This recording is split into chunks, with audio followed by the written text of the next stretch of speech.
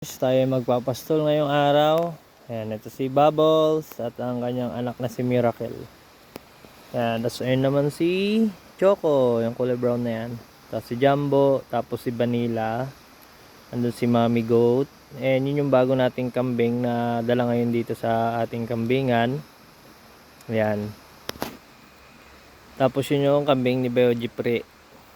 Ayan, so unti-unti dumadami yung ating kambing. And si Bubbles, pansin ko pumapayat.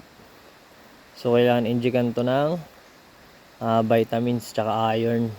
Nakita ko rin kasi yung talukap ng kanyang mata, medyo maputla.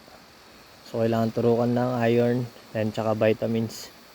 And ready na rin tayo sa tag-ulan. Napurga naman natin sila noong nakaraang buwan. And magpupurga ulit tayo this month.